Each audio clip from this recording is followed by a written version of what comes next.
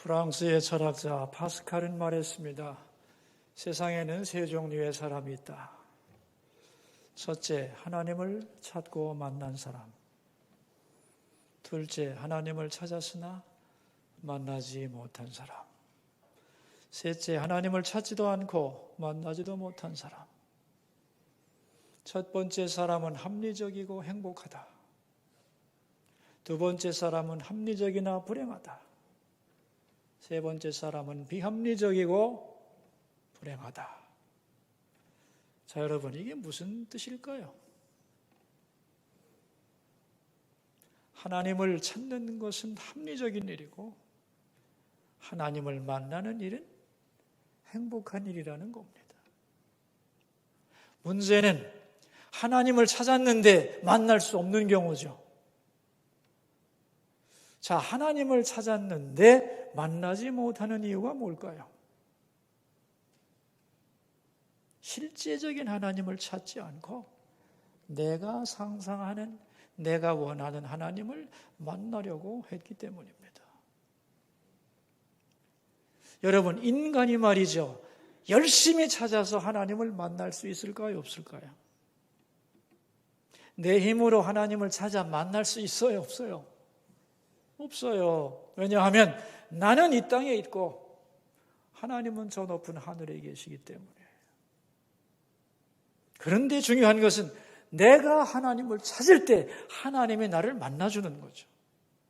아니, 더 정확하게 말한다면 내가 하나님을 찾을 때 하나님을 향하여 내 마음을 활짝 열었을 때 그때 비로소 이미 나를 찾고 계시는 하나님을 내가 발견할 수 있는 겁니다. 이게 진실한 거예요. 우리는 지난 시간에 먼저 강한 자를 결박하라고 하는 말씀을 살펴보았습니다.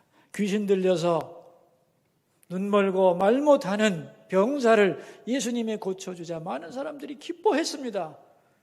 그런데 서기관과 바리새인들은 바알세불의 힘을 빌어서 고친 거라고 예수님을 모함했죠. 그러자 예수님은 분쟁하면 서지 못한다고 말씀하시면서 먼저 강한 자를 결박해야 한다고 하셨습니다. 왜 예수님이 이런 말씀을 하셨는가 하면은 지금 어떤 사람을 귀신이 점령하여 그를 사로잡고 있는 겁니다. 이제 예수님이 그 결박을 푸시고 그 사람을 자유하게 건강하게 하나님의 자녀로 만들려고 하는 거죠. 그러나 이미 점령한 자가 볼 때에는 자기가 점령하고 있는 것을 강도가 와서 뺏어가는 것과 같죠. 그래서 예수님을 강도로 비유하는 겁니다. 이런 말이죠. 나는 바알세불이 아니다. 사탄이 강한 것 같지만 나는 사탄보다 더 강하여 그를 결박했다. 그래서 묶인 자를 자유케 하는 진정한 메시아, 내가 구원자다. 이런 선언이 되는 겁니다. 그러면서 예수님은 이런 말을 하는 너희들은 성령을 회방하는 죄를 짓고 있으며 이 악한 말에 대하여 너희들은 심판을 받게 될 거라고 꾸짖습니다. 이 말을 듣고 이제 서기관과 바리새인들이 하는 말이 38절입니다. 함께 읽어보도록 하겠습니다. 그때의 서기관과 바리새인 중 몇 사람이 말하되 선생님이여 우리에게 표적 보여주시기를 원하나이다 그랬어요. 우리에게 표적을 보여주시어 당신이 메시아라고 하는 것을 도무지 부정할 수 없는 화끈한 표적을 보여달라고 요구합니다. 자, 여러분, 이 사람들은 지금 왜 예수님에게 표적을 요구하는 걸까요? 예수님을 인정하고 싶지 않은 거예요. 지금 그들은 예수님이 하시는 말씀과 기적을 다 보고 있습니다. 놀라운 기적인데 이걸 보면서 그들은 느끼는 거죠. 아무나 할 수 있는 기적이 아니에요. 메시아라고 하는 것을 느끼고 있는 겁니다. 그런데 인정하고 싶지 않아요. 여러분, 성경을 잘 보시면 말이죠, 예수님이 아무 기적이나 막 행하는 게 아닙니다. 메시아가 오셔서 어떤 일을 하실 건가를 구약의 예언자들이 다 말해놨거든요. 예를 들면 이사야서 메시아가 오시면 그 메시아는 고난의 메시아일 텐데 이런 일을 하실 것이라고 자세하게 설명해 놓았어요. 그것을 그대로 예수님이 하고 있는 겁니다. 그 예가 나오는데 한 장 뒤로 가시면 마태복음 11장 5절에 보시면은 11장 5절에 보시면 세례 요한의 질문에 대하여 예수님이 답변하시는데 이게 이사야서를 인용하는 거거든요. 한번 11장 5절 읽어봅시다. 맹인이 보며 못 걷는 사람이 걸으며 나병 환자가 깨끗함을 받으며 못 듣는 자가 들으며 죽은 자가 살아나며 가난한 자에게 복음이 전파된다고 해라 그랬어요. 이 예언을 따라서 예수님이 그대로 행하고 계시는 거죠. 그러니까 유대인들은 성경을 잘 알고 있기 때문에 예수님의 기적을 보면서 하나하나 성취되고 있다는 걸 다 알고 있는 거죠. 메시아라고 하는 걸 느끼고 있는 거예요. 그런데 예수님을 인정하면 안 돼요. 자기들이 무너지기 때문에. 그래서 예수님을 받아들이지 않기 위해서, 흠잡기 위해서 요구하는 게 또 다른 표적을 보여달라고 요구하는 거예요. 예수님이 그들의 마음을 간파했죠. 그래서 예수님의 대답이 뭐냐? 39절이에요. 읽습니다.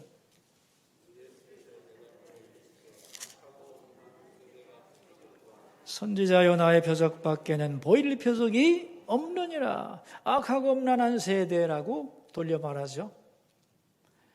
악하고 음란한 사람이 누구라는 거예요, 지금 여기서? 표적을 요구하는 서기관과 바리새인들이죠. 그죠? 근데 여러분, 이 서기관과 바리새인들을 겉에서 보면은 악하고 음란한 사람들이 아닙니다. 정반대예요.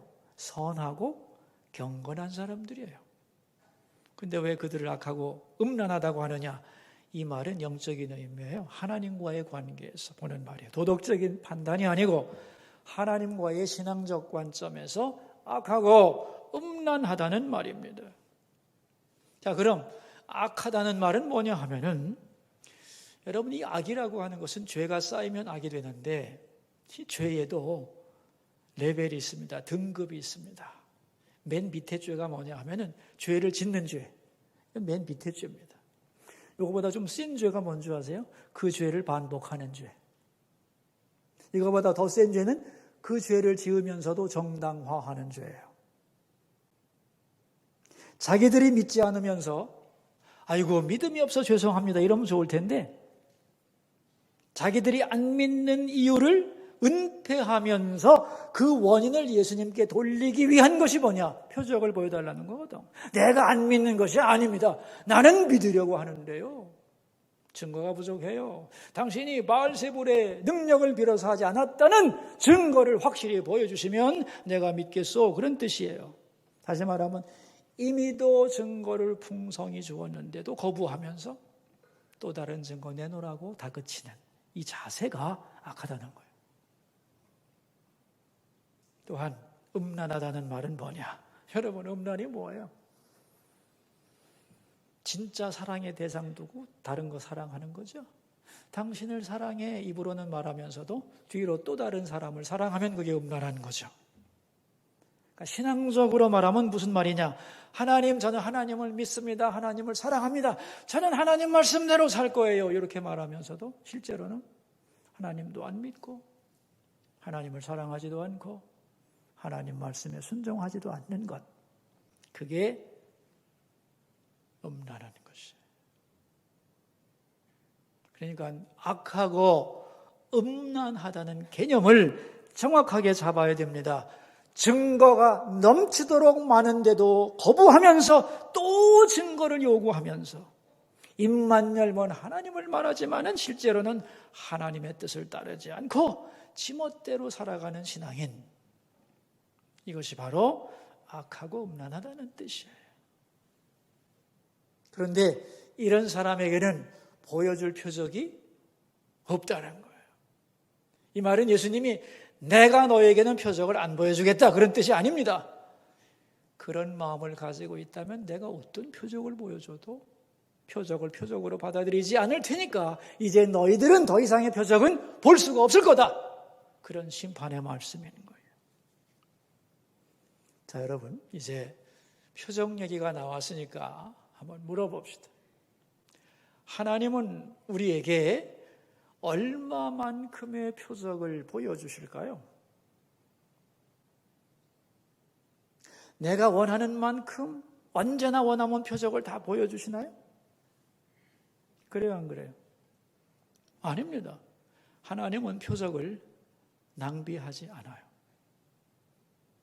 하나님은 우리에게 표적을 얼만큼 보여주시냐면은 믿으려고 하는 자에게는 충분히 믿을 만큼 표적을 주세요. 그러나 의심하고 믿지 않으려는 자에게는 의심할 만큼만 표적을 주십니다. 왜냐하면 표적이 많다고 다 믿는 건 아니거든요. 표적을 받아들이고 믿으려 하는 자에게는 표적은 충분하다, 부족하다. 충분하다, 부족하다. 충분한 거예요.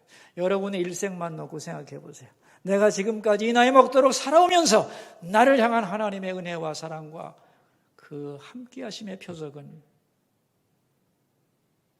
충분했나요? 겸손하게 열린 마음으로 바라보면 맞아. 하나님은 살아계시고 날 사랑하시지. 나와 함께 하셨고 내 기도를 들으셨지. 인정할 수 있어요, 없어요? 인정할 수 있는 겁니다, 여러분. 세상의 표적이 부족한 게 아닙니다. 세상은요, 표적으로 충만한 거예요. 내가 만든 세상이 아니잖아, 이 세상이. 인간이 만들 수도 없는데 어떻게 저절로 생겼다는 거야, 보이는 세상이. 내가 인생의 주인이라고? 그럼 왜 죽어? 여러분, 죽는 것도 표적이고요. 아침이 되는 것도 표적이고요. 그렇죠? 오늘 내가 여기 와 있는 것도 놀라운 표적인 겁니다, 여러분. 이미 보여준 표적을 믿지 않는 자들에게 줄 표적은 하나밖에 없대요. 그게 뭐예요? 요나의 표적이래요. 자, 그럼 여러분, 요나가 누구죠? 요나. 선지자 요나, 그죠? 니느웨에 가가지고 성이 40일 후에 망한다는 걸 예언하라고 했더니 그 니느웨는 아수르라고 하는 나라의 수도인데 아수르는 이스라엘이 미워하는 나라야. 그러니까 그 사람들이 회개하고 돌아오는 게 싫어. 망했으면 좋겠어. 그래서 내가 왜 가? 안 가고 안전하면 그 사람들이 회개 못하고 망하면 얼마나 좋아. 그래서 하나님의 명령을 듣지 않고 요나가 어디로 가요? 정반대 다시스로 가는 배를 타잖아요. 근데 그놈의 배가 글쎄 어떻게 돼요? 큰 풍랑을 만납니다. 그죠? 그 풍랑을 보면서 사람들이 생각하죠. 이런 큰 풍랑은 신이 노한 거다. 우리 중에 문제가 있다. 한 사람을 뽑아서 요나를 바다에 빠뜨립니다. 그 요나가 물고기 뱃속에 들어가서 며칠? 3일 동안 죽을 고생을 한 후에 그 물고기가 요나를 니느웨 성 해변에다가 토해놓죠. 그래서 요나는 어쩔 수 없이 억지로 니느웨에 도착을 했으니 가서 40일 후면 이 소성이 망한다고 듣지 못하게 하려고. 그래서 망했으면 좋겠다는 마음으로 대충 전하죠. 그야말로 미안합니다. 개떡같이 전하지. 근데 찰떡같이 알아두고 회개를 해버리네. 그래서 구원받은 이야기가 요나의 스토리입니다, 여러분. 그런데 요나의 표적이란 말은 뭐냐? 그럼 이 요나의 사건과 예수님의 무엇과 일치하는 부분이 있다는 거 아니야? 그죠? 그게 40절입니다. 함께 읽읍시다. 요나가 밤낮 사흘 동안 큰 물고기 뱃속에 있었던 것 같이 인자도 밤낮 사흘 동안 땅 속에 있으리라. 요나가 3일 동안 물고기 뱃속에 들어가 있다가 다시 거기서 살아나서 복음을 전한 것 같이 인자도, 예수님도 3일간 죽었다가 다시 살아나는 그 사건. 다시 말하면 예수님의 십자가와 부활. 이것이 요나의 표적입니다. 왜 이제 예수님이 이런 말을 하냐면은 그 당시에 이스라엘 사람들 치고 요나 모르는 사람 없죠. 요나가 3일 동안 고래 뱃속에 있다가 다시 나왔어 하는 건 다 알잖아요. 이걸 근거로 해서 예수님이 십자가에 못 박혀 3일간 그죠? 장사 지낸 바 되었다가 다시 살아날 것을 얘기하고 있는 거예요. 그래서 요나의 표적이란 요나처럼 3일 동안 예수님도 십자가에 죽고 다시 부활하신다는 사건을 의미하는 거예요. 그런데 이 요나의 표적밖에는 없다는 말은 뭐냐면 너희들은 지금 이런 표적을 원하는 게 아니지.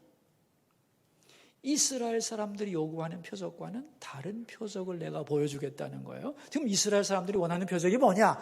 이스라엘 사람들이 가장 원하는 표적은요, 예수님이 로마를 진멸시키는 거예요.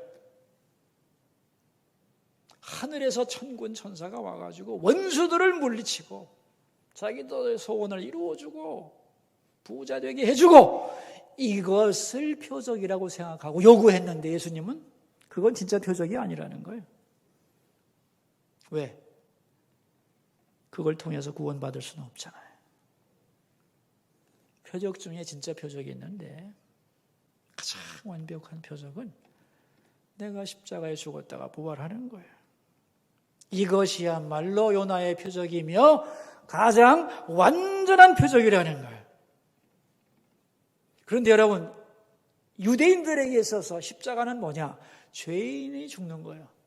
가장 흉악한 저주받은 죽음이 십자가의 죽음인데 어떻게 메시아가 십자가에 죽을 수가 있냐는 거죠. 그래서 십자가의 죽음은 유대인들에게는 거리끼는 것이고 트랩이 되는 거예요.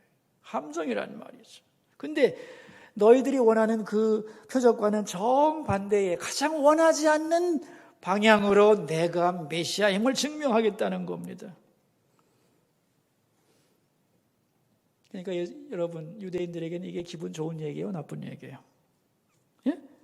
아주 나쁜 얘기죠.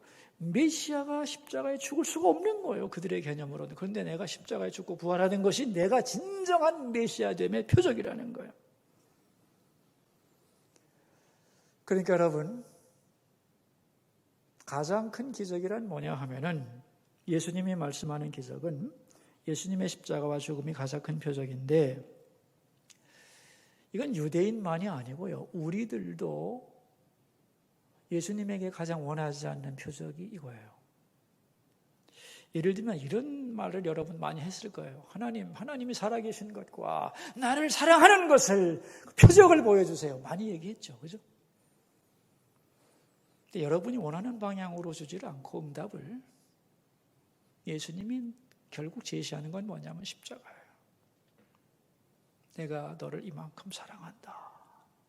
너를 위해 죽었고 너를 위해 부활했다고 하는 것이 예수님이 우리에게 내놓는 표적이죠. 맞아요? 그러니까 유대인들도 가장 원하지 않는 표적을 예수님은 당신이 메시아 된 표적으로 증거하는 것이고 우리도 오늘 예수님에게 가장 원하지 않는 표적으로 예수님이 우리에게 당신의 메시아됨을 증명하는 거예요. 이걸 여러분 또 개인적으로 적용해 보면 아주 놀라운 것인데 이 만약에 말입니다. 어떤 사람이 여러분에게 당신이 예수를 잘 믿는 참된 크리스찬임을 증명해 보시오. 표적을 보여주시오. 그러면 여러분 어떤 표적을 보여주겠어요? 당신이 진정한 크리스찬이라는 것을 표적으로 보여주시오. 뭘로 보여주겠어요? 뭘로? 딱 하나밖에 없어요. 내가 십자가에 죽고 부활하는 거예요. 예수님의 십자가를 바라보며 내가 기꺼이 십자가를 지는 것. 그리고 예수님의 부활을 바라보며 즐거운 마음으로 십자가를 지는 것. 여러분, 그것만이 내가 참된 그리스도인임을 증명하는 표적입니다.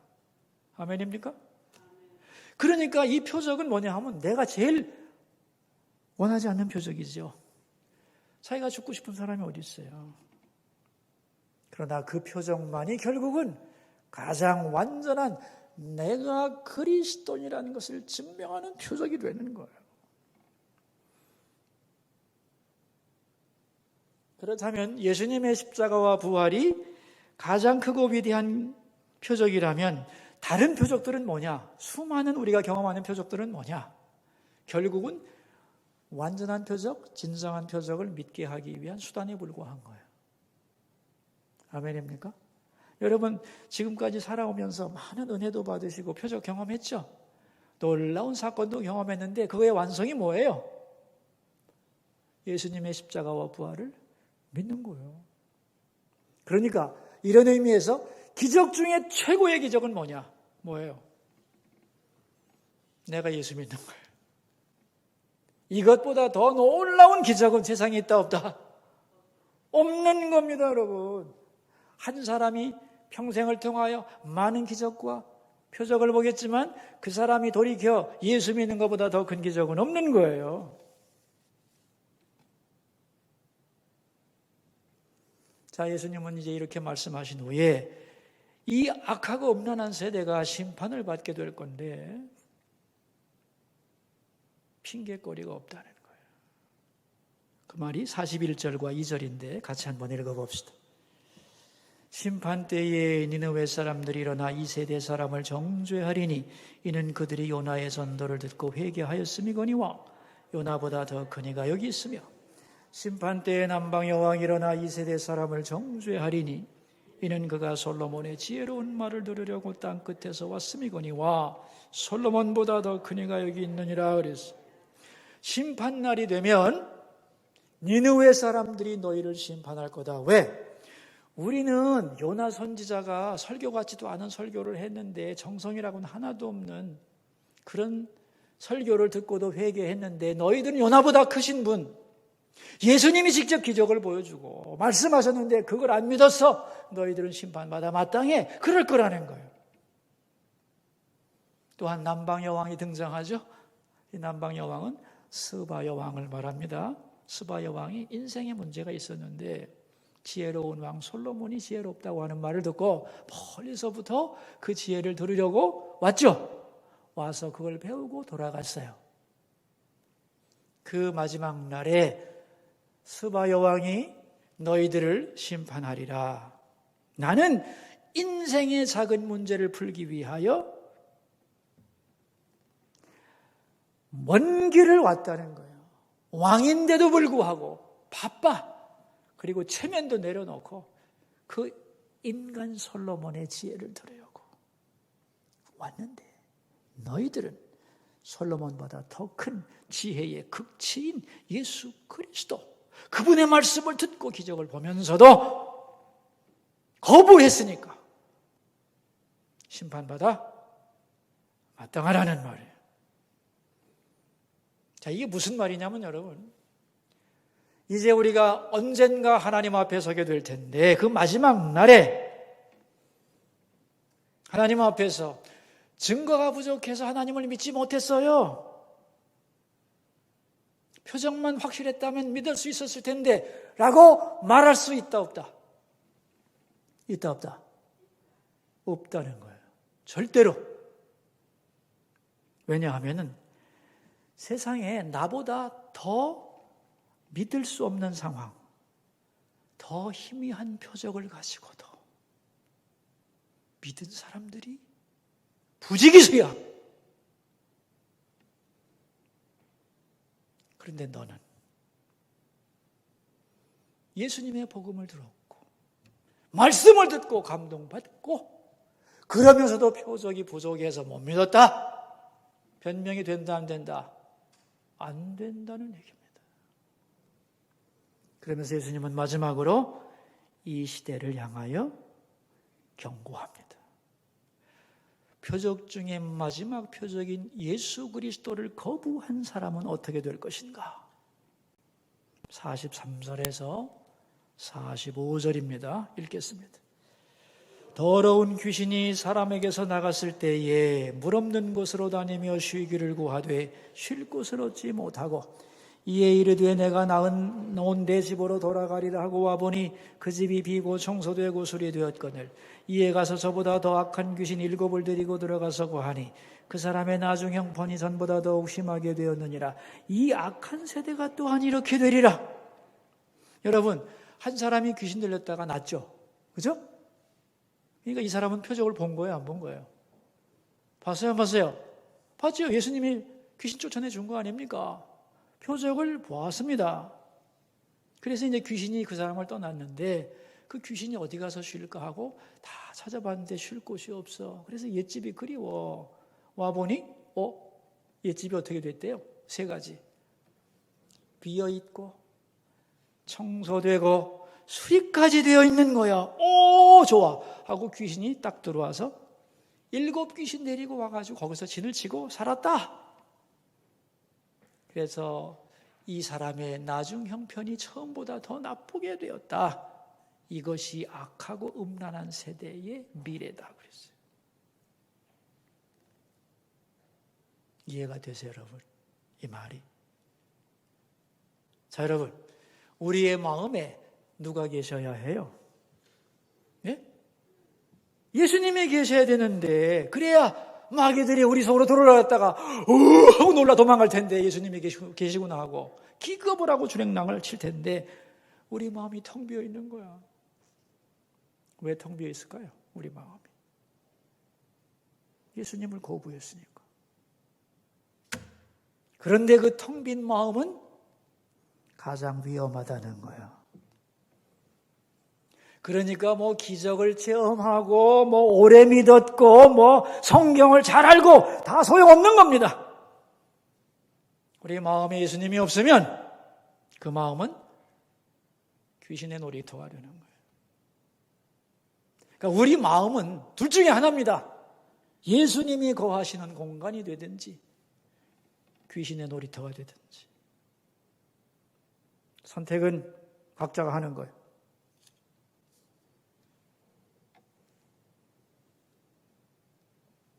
마지막 표적인 예수님까지 거부하면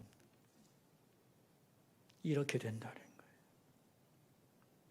그러니까 우리가 살아가면서 뭐 기적을 경험하고 뭐 교회 다녔다가 뭐 병 고침도 받고 다 좋은데 그래봐야 다 예수님을 영접하고 내 마음 예수님을 모시지 않은 그 마음은 뭐가 된다? 귀신 소굴 된다.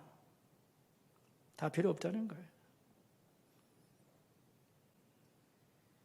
저는 이 본문을 읽으면서 참 마음 아픈 게 있습니다. 이게 뭐냐 하면은 이 시대가 이렇다는 거예요. 여러분, 이 시대는 과학이 발달하고 그래서 미신을 몰아냈잖아요. 그리고 밝은 세상이 됐다고 하는데 영적으로는 정반대입니다. 더 무서운 귀신이 들어온 거예요. 무신론과 과학주의라고 하는 더 무서운 귀신이 들어와서 사람들을 점령한 세대,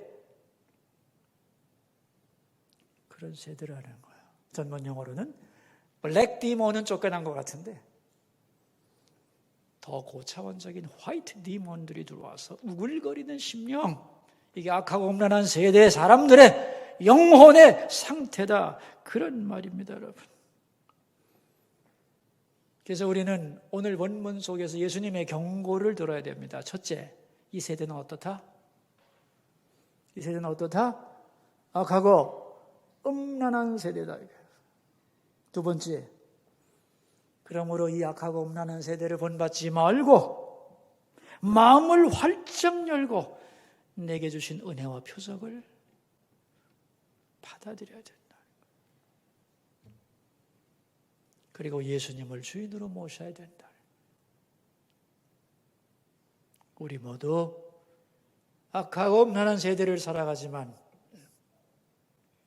우리 마음에 예수님을 모시고 언제나 은혜를 간증하면서 날마다 감사하면서 살아가는 하나님의 자녀 되기를 주의 이름으로 축원합니다. 기도하겠습니다.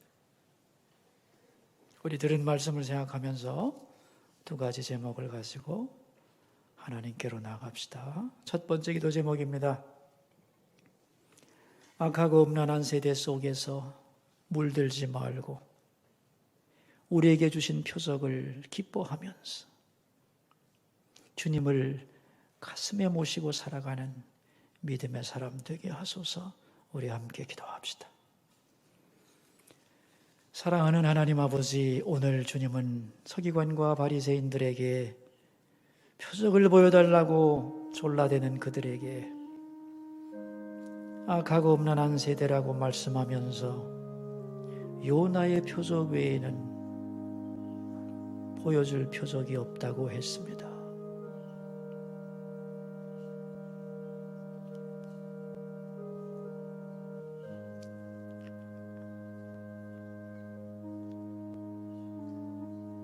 예수님을 심령에 모시지 않은 그 영혼은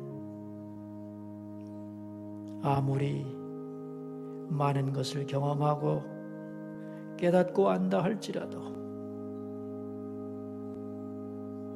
귀신에게 사로잡힌 영혼일 뿐이라고,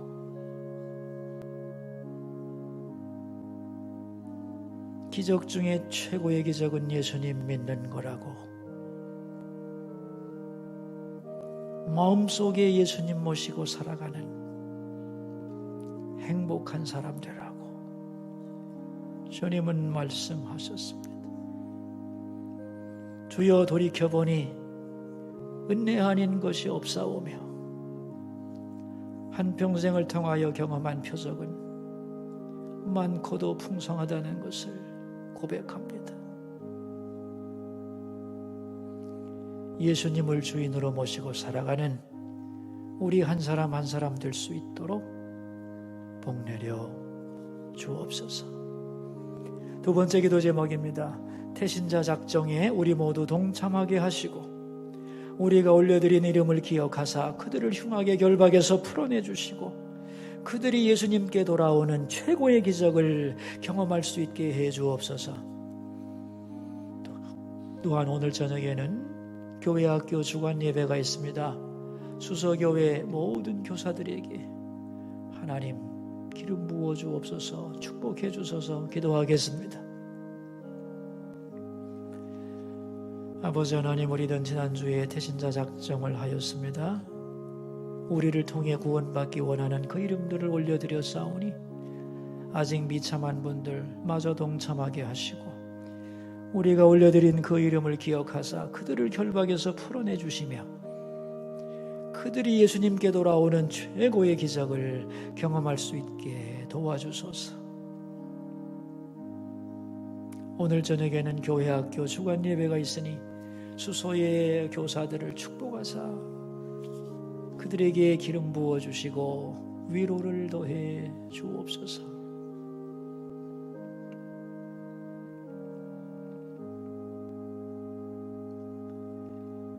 이미 주신 표적을 믿지 않으면서 끝없는 표적을 요구하는 이 시대입니다. 이 악하고 음란한 세대 속에 살면서 이 세대를 본받지 않게 하시고 겸손히 마음을 활짝 열고 표적을 받으며 표적 중에 표적이신 예수님을 모시고 살아가는 주의 자녀들이 다 되게 하여 주옵소서. 예수님 존귀하신 이름으로 기도하옵나이다.